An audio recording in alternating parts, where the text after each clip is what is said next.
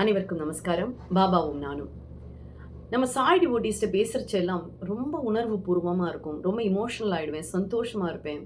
ஏன்னா பாபாவ பத்தி அதிகமா பேசலாம். அந்த ஒரு சந்தர்ப்பம் வேற யார்கிட்டயும் நம்மளுக்கு அந்த அளவுக்கு ஃப்ரீயா கிடைக்காது. ஆனா நம்ம சாய் டிவோட்டீஸ்ட்ட பேசும்போது மாத்திரம் எனக்கு அவ்ளோ ஹேப்பியா இருக்கும். அத பேசும்போதே எனக்கு அப்படியே சந்தோஷம் பெருகிண்டே இருக்கும். ஏன்னா பாபாவ பத்தி பேசுறோம் இல்லையா அப்படின்னு.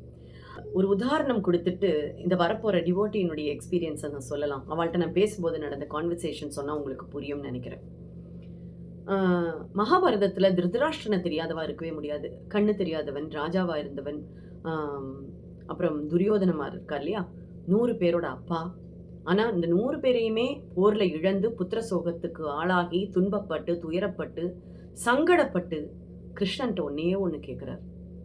எனக்கு கண்ணு தெரியாம பொறந்தது என்னோட குற்றம் இல்லை.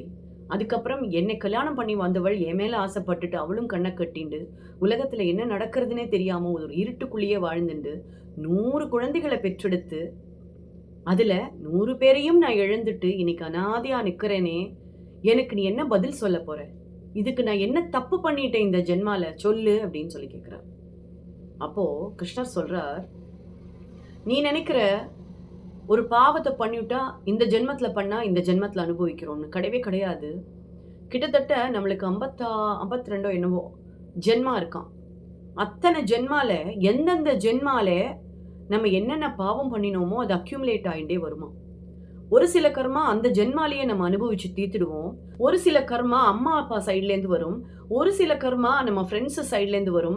ஒரு சில கர்மா நம்மளே தப்பு பண்ணியிருப்போம் அதனால வரும். சிலதெல்லாம் நம்ம பூர்வ ஜென்மத்துல பண்ண பாவங்களா இருக்கும். அதற்கு அனுபவிச்சு தான் ஆகணும் அப்படின்னு சொன்னாராம். அப்படி நான் என்ன பண்ணினேன்னு அவர் கேட்டாராம். நீ 36வது ஜென்மால ஒரு வேடனா இருந்த. வேடனுக்கு என்ன தொழில்? வேட்டையாடுறது, அதை சாப்பிடுறது, இதுதான் தொழில். கரெக்டா? அப்படி இருந்தா பரவாயில்ல. ஒரு கிளிகள் எல்லாம் இருக்கக்கூடிய கூட்டம் அந்த மரத்துல உட்கார்ந்து இருந்தது.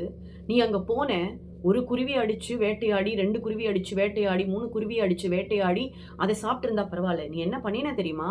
கீழே ஃபுல்லா தீய மூட்டின, மேல ஒரு நெட்டை போட்ட. சரியா? போட்டுட்டு இங்கேருந்து ஒரு குருவியோட கண்ணை பார்த்து நீ அடிச்ச. அது கண்ணு போயிடுத்து. அப்ப எல்லாமே பக்கத்துல இருந்ததெல்லாம் பறந்த போது அந்த நெட்டுல மாட்டிட்டு அத்தனையும் கீழே விழுந்தது. அந்த நெருப்புலயே விழுந்து போய் சிங்கி செத்துது. அந்த மொத்தமா கீழே விழுந்து செத்த கிளிகளினுடைய எண்ணிக்கை எவ்வளவு தெரியுமான்னு கேட்டாராம். 100. அந்த ஒரு கிளியினுடைய கண்ணு அடிச்ச பத்தியா? அதுக்கு கண்ணு போயிடுத்து, அதனால அது இறந்தது.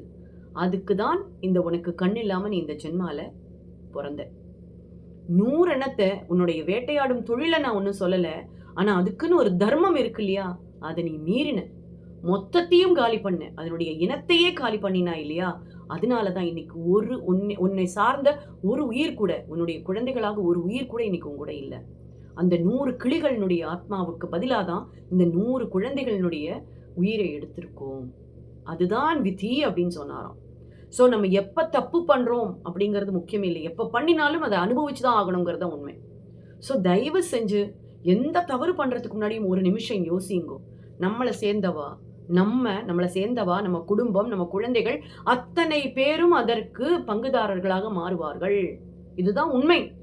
நீ என்ன தப்பு பண்ணினாலும் அத்தனை பேருக்கும் அதுல பங்குண்டு. அதனால தயவு செஞ்சு நம்ம ஒரு அம்மா அப்பாவாவோ இல்ல ஒரு பையனாவோ பொண்ணாவோ இருந்து தப்பு பண்றதுக்கு முன்னாடி, இல்ல நம்ம பண்றது தப்போன்னு ஒரு நிமிஷம் உங்களுக்கு சந்தேகம் வந்துடுதுன்னா அப்படியே ஸ்டாப் பண்ணிடுங்க. செய்யாதுங்க. நல்ல காரியங்களை செஞ்சுட்டே இருங்க. என்னோட கர்மா என்னவோ நான் நல்லதுதான் பண்றேன், ஆனா எனக்கு வரதெல்லாம் இப்படிதான் இருக்கு. ஆனா ப்ரீவியஸ் ஜென்மால என்ன பண்ணிருக்கோன்னு யாருக்கு தெரியும்? தெரியாது. அப்படிப்பட்ட ஒரு இன்சிடென்ட் தான் இப்போ ஒரு டிவோட்டி கால் பண்ணினா. அவ பேர் எனக்கு ஞாபகம் இல்லை. கால் பண்ணிட்டு என்கிட்ட சொன்னா, சாய்ராம் நீங்க ஒரு 60,000 70,000 டிவோட்டிஸ் உங்களோட அசோசியேட் ஆயிருக்காள்ல அப்படின்னு கேட்டா. ஆமா சாய்ராம், எல்லாரோடையும் நான் டிராவல் பண்ணிட்டு தான் இருக்கேன். ஒவ்வொருத்தருக்கும் ஒவ்வொரு பிரச்சனை, என்ன பண்றது அப்படின்னு நான் கேஷுவலா பேசினேன். அப்ப அவ என்கிட்ட ஒரு கேள்வி கேட்டா பாருங்கோ. சாய்ராம், நான் சிட்டு நடத்தின்னு இருந்தேன். ஓகே. அதுல கிட்டத்தட்ட எனக்கு ஒரு 1.5 கோடி 2 கோடி பக்கம் நஷ்டம் ஆயிடுது. நீங்க எல்லா டிவோட்டி கிட்டையும் கேட்டுட்டு ஒரு தலைக்கு ஒரு 1000 ரூபாய் வாங்கி கொடுத்தேன்னா என்னோட கடனை அடைச்சிடுவேன். எப்படி ஒவ்வொரு டிவோட்டிக்கிட்டையும் ஒரு 1000 ரூபாய் வாங்கி அவளுக்கு கொடுத்துட்டா அவளோட கடன் அடைஞ்சிருமா. பாபா கேட்டுட்டே இருந்தவர் சும்மா இருப்பரா? வந்துட்டார். என்கிட்ட சொல்றார், பணத்துக்கு பதிலா உயிர் போனா பரவாயில்லையான்னு கேளுன்னு. எப்படி அவள்ட்ட நான் கேட்பேன்? நான் அவள்ட்ட சொன்னேன், "சாய்ராம்மா, பணத்த வாங்கி குடுத்துட்டா, கர்மா தொலைஞ்சுதுன்னு நீங்க நெனைப்பேள். ஆனா அத்தன பேரும் உங்களுக்கு குடுத்தவாளோட கர்மாவெல்லாம் நீங்க ஏத்துண்டா, உங்க வீட்ல ஒருத்தர் கூட உயிரோட இருக்க மாட்டாம்மா. நீங்க மாத்திரம் பணத்த வச்சுன்னு என்ன பண்ணுவேள்? இதுதான் பாபா கேட்கிறாருன்னு சொன்னேன். எனக்கு வேண்டவே வேண்டாம் சாமி. அப்படி ஒரு நிலைமை எனக்கு வர வேண்டாம்." அப்படின்னு சொல்லிட்டு போனா. ஸோ கர்மாங்கிறது வேற எங்கேருந்தும் வரதில்லை. மத்தவாள்ட்டேருந்து இனாமா வாங்கக்கூடியது அத்தனையும், தானமா வாங்கக்கூடியது அத்தனையும், அடுத்தவாள அடிச்சு புடுங்குற அத்தனையும் நமக்கு கர்மா தான். Bad karmas. ஏன்னா, பணம் ஒரு கர்மா, ஆசை ஒரு கர்மா. இப்படி பார்த்தோமானா இது எல்லாமே பேட் கர்மாஸ் தான். ஆசைப்படக்கூடாதா? தகுதிக்கு மீறி ஆசைப்பட்டா அது தப்பு தானே! உன்னோட தகுதிக்கு என்ன வேணுமோ அதுக்கு ஆசைப்பட்டா அது கரெக்ட்டு. அதுக்கு மீறி ஆசைப்பட்டா தவறானது தானே! அப்ப அது கர்மாவா தானே மாறும். இல்லையா?